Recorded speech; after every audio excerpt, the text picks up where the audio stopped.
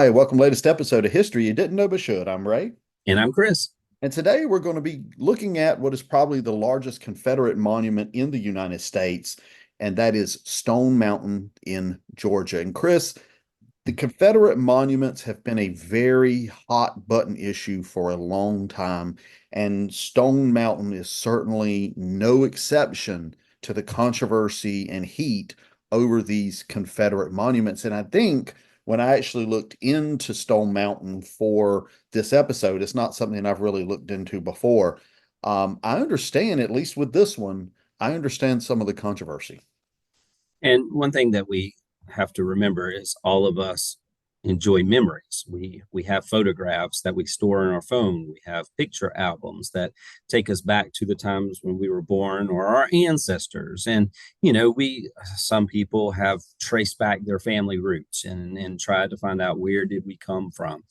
So there is something about memory and preservation of memory, and we see that in these statues and memorials that are built. We've talked in previous episode about Mount Rushmore and how that legacy of those presidents that talked about preservation and expansion and unity and all of those things.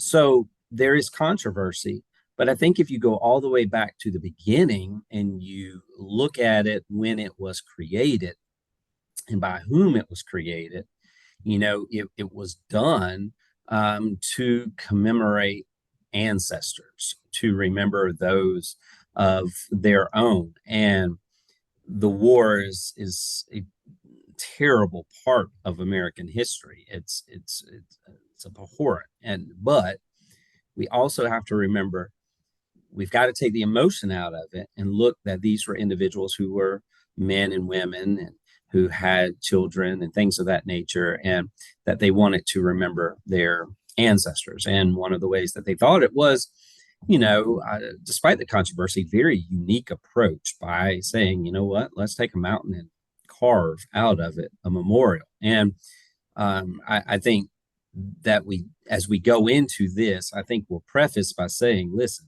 there's nobody on this podcast that would say that the Civil War was anything good. It was terrible. The reasons for it was horrible. However, what our responsibility is on these podcasts is history you didn't know but should. Why is there an advertisement that says, "Hey, come on down to Stone Mountain Memorial"? I've been there. I've seen it. They have a phenomenal fireworks display with the mountaintop, and it's very majestic and beautiful. But there's also some hidden ugliness that's there as well. So I say a lot with that, though, because I think we do need to preface it because we're going to get into ugly topics today in discussing this. And I just thought we needed to preface that. Yeah, we're definitely going to get into some very dark corners of the history here. Um, One thing that struck me as I was researching Stone Mountain is just the sheer, before we get into the history here, just the sheer size of this structure. And we sort of got on this topic uh, because of our last episode, which was on Mount Rushmore.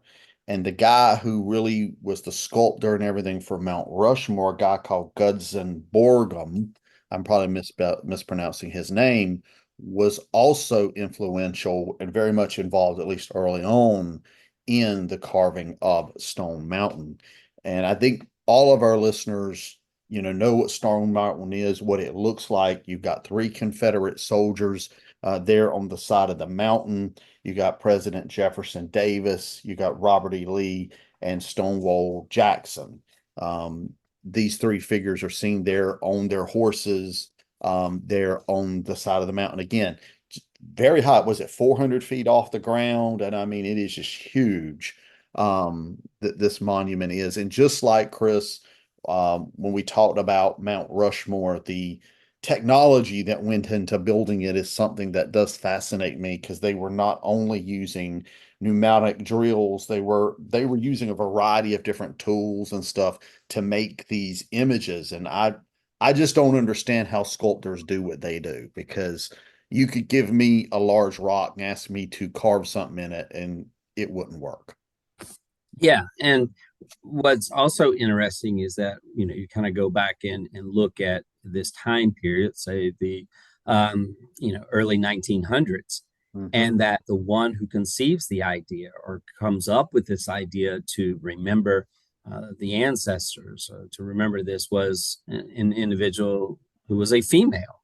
Hmm. And, that's kind of unheard of during that particular time, especially that you have this individual's name was Helen Plane, and she was the president of the United Daughters of the Confederacy. And their purpose is kind of like Daughters of the American Revolution that is prevalent today. The DAR, this was the UDC, which wanted to remember those who had fought during the Civil War in the Confederacy. And so she kind of comes up this idea that, hey, we need this memorial. She finds the mountain, as you say. She's got Borglum. Now, I do think that it's interesting the relationship that she has with Borglum. And, as you mentioned, Borglum will eventually leave Mount Rushmore and go work on Mount Rush.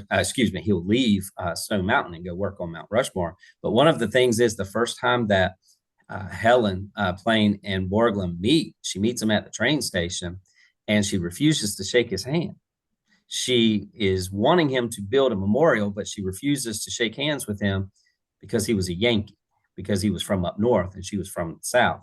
And so she says, you can work with me, but it's going to be a handoff kind of a deal. And I think that probably turns Borglum off some, and kind of sends him down to Mount Rushmore. But if you look at it, his plan was more than just putting those three individuals and their horses that you mentioned. And I am going to be offended for our equestrian lovers out there, because you do a great job in talking about Davis, Lee, and Jackson, but don't forget about the horses. I mean, there was what was it, Blackjack, Traveler, and Little Sorrel. And the reason that I say that honestly, though, is because the intricate detail, not just of the men, but those horses. Hmm.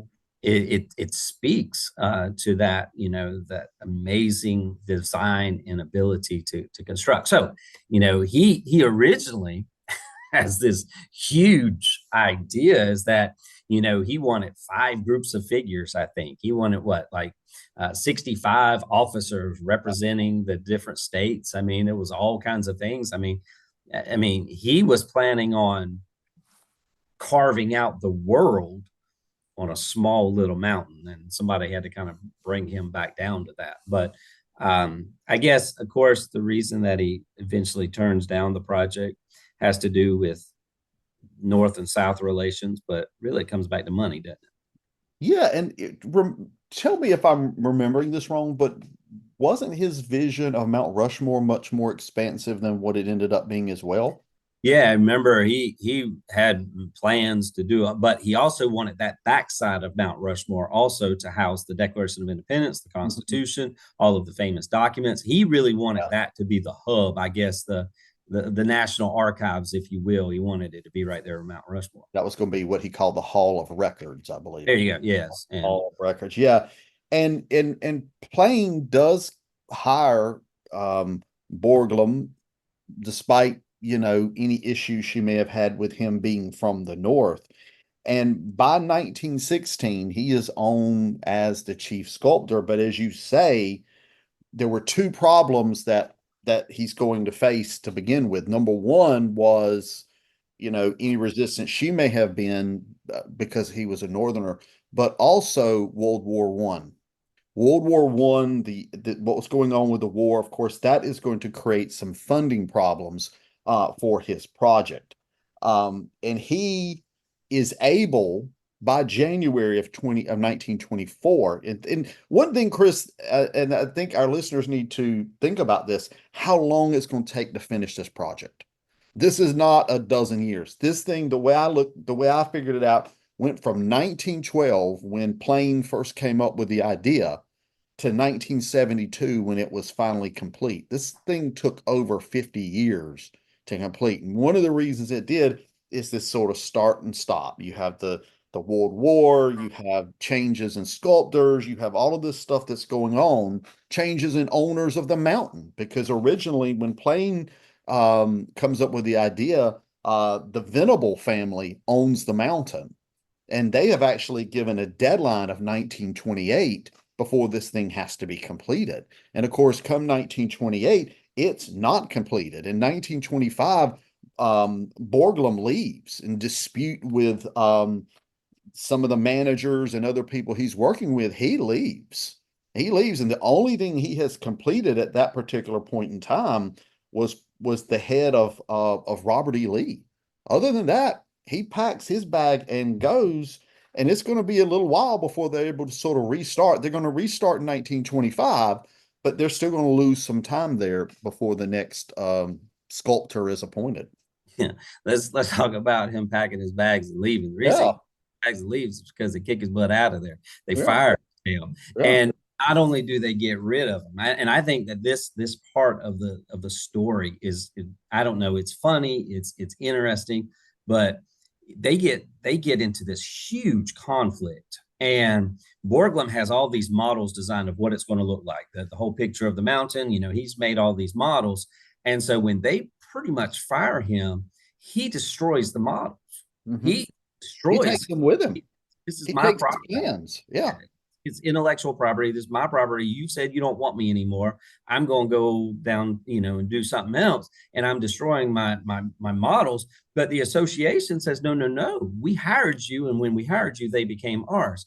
It gets so ugly that this Venable and the United Daughters Confederacy issue a warrant for his arrest. Hmm.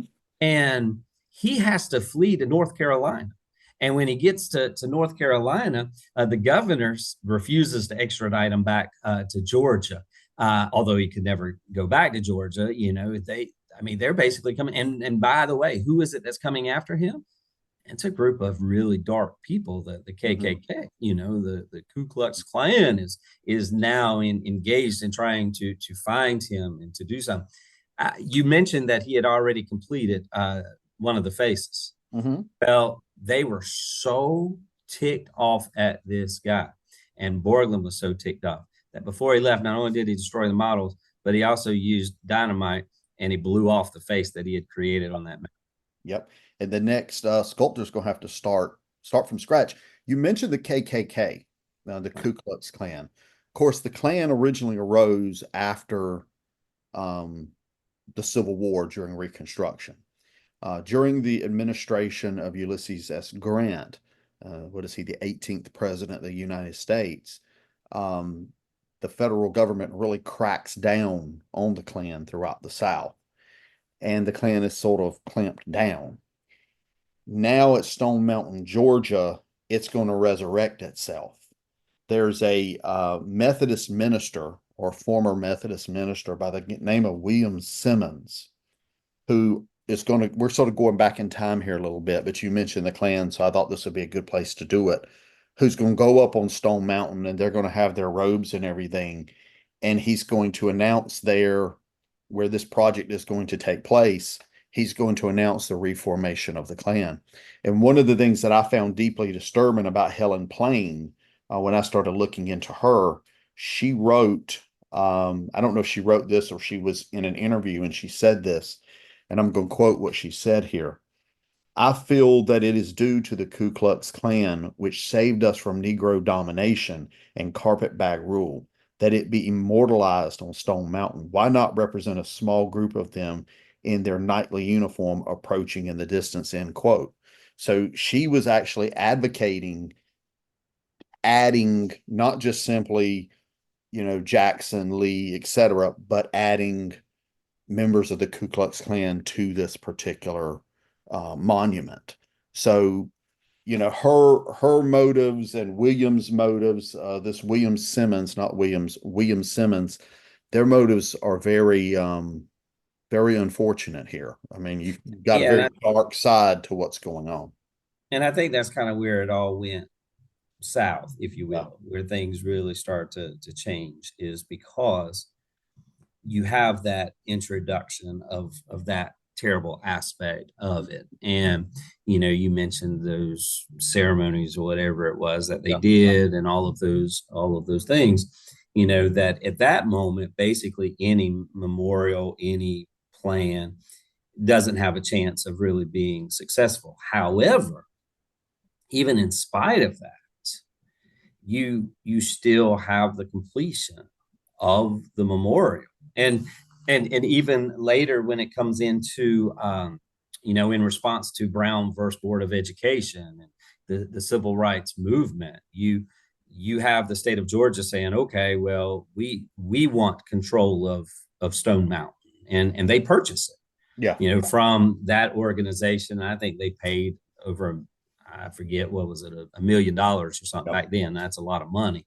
And they still continue to complete the carving. So you try to wrestle with that. I mean, what you just said, I mean, we see the history of it. The state of Georgia saw the history of it. They also saw, you have this idea of desegregation. You have this movement of trying to usher in a new way of living, but yet Georgia continued to think that it would be a good idea to memorialize uh, the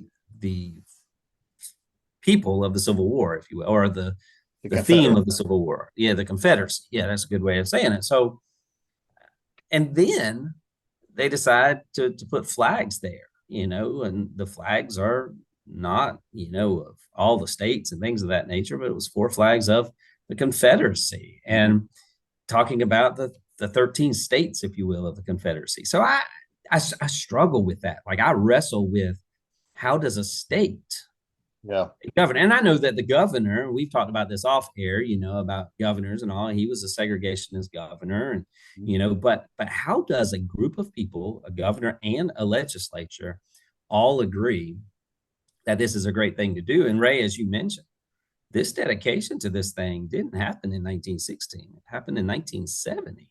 Yeah. I mean, think about that. And you're talking about the state of Georgia. The state of Georgia saved this project. After Borglum left, Augustus Lukeman was brought in. And by 1928, all they've done again is basically part of Lee's head. And work stops in 1928. The family comes back, repossesses the mountain, and it sits dormant. That site sits dormant for like 36 years until what you're talking about, when the state of Georgia comes in. And so if it hadn't been for the state of Georgia stepping in at this time in the 1950s, in the late 50s, early 60s, when the civil rights movement is going on, the state of Georgia, as you said, steps in to save this project, glorifying members of the Confederacy. And not only do they save it, not only do they continue with the stone, the carving on the stone mountain, but they also open up a history of what it looked like in the South. They had a slave plantation, a replica of the slave plantation that was below the memorial, and they had slave quarters that were there, and the literature on those slave quarters made it seem like that it was a nice place to stay, and that the enslaved were treated properly, and they actually had individuals who were hired to act as slaves, Yeah. to guide people around this village. And you know thankfully that's no longer the case. They've changed it.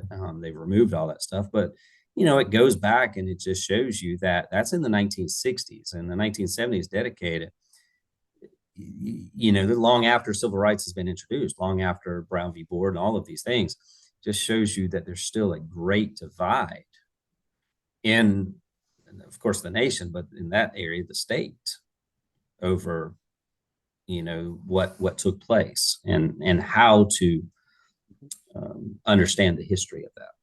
Yeah, and I think what historians refer to this as the lost cause.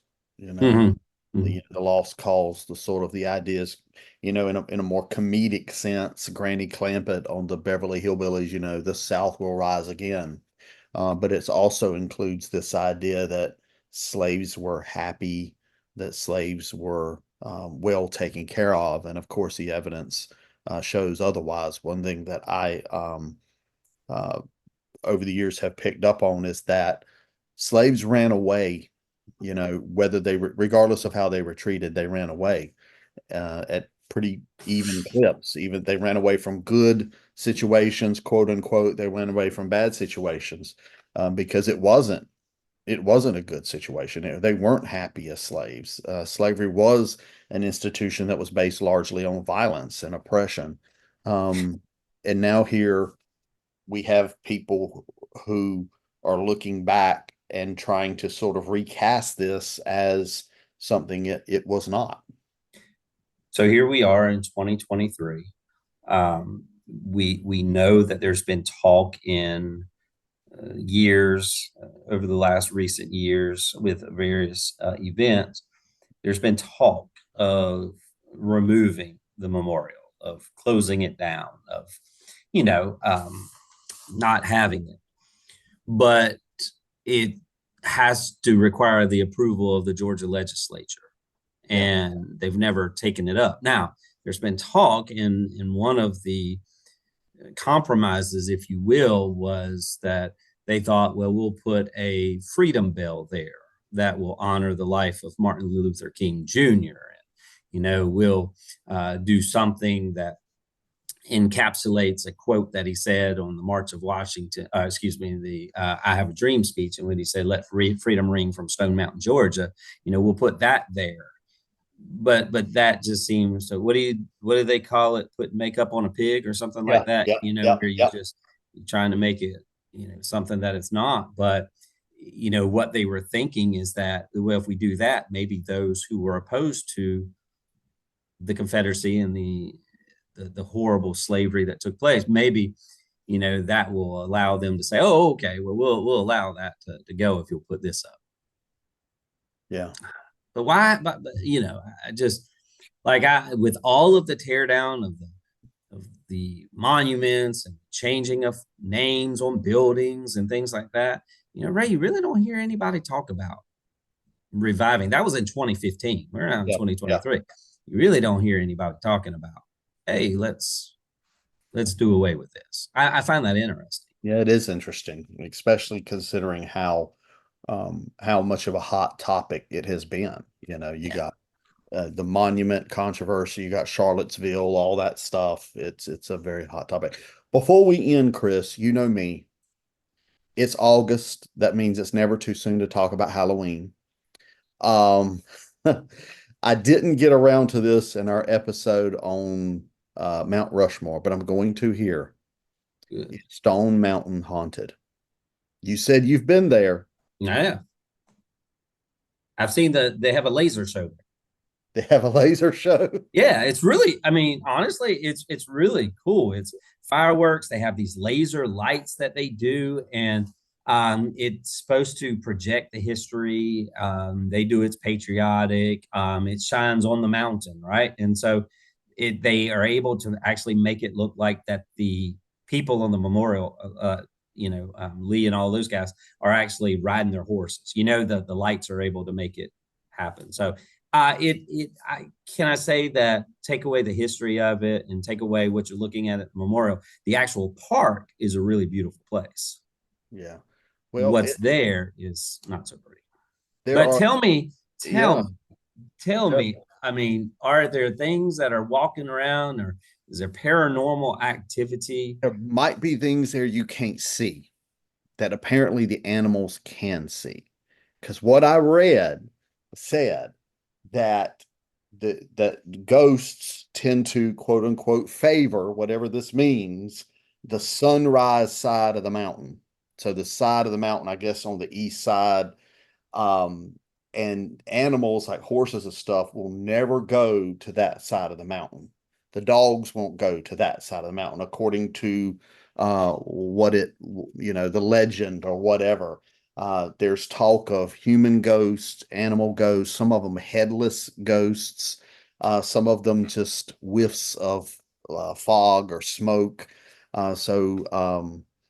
It appears that Stone Mountain may have more than just simply people and animals around it. It may have some specters. And Well, Chris if says, I'm there's never going there again. Yeah, I was just thinking. there's some kind of closed in pass you got to do to Yeah. get to the place. You like bring a blanket out in there, and it's just really Mhm. cool. But now you got me having second thoughts. Yeah, you never know who's going to be joining you on your walk. Yeah. Well, Yeah. a lot of conversations with you are kind of spooky Yeah, a lot of people say that, but for all sorts of different reasons. and ghoulish. Yes. All right, listeners, I hope you've enjoyed this episode on Stone Mountain there in Georgia. We encourage you to share our podcast with your family and friends. We are available on Spotify and Anchor FM. Please like our podcast and share it. Until next time, I'm Ray, And I'm Chris. and we'll talk to you later.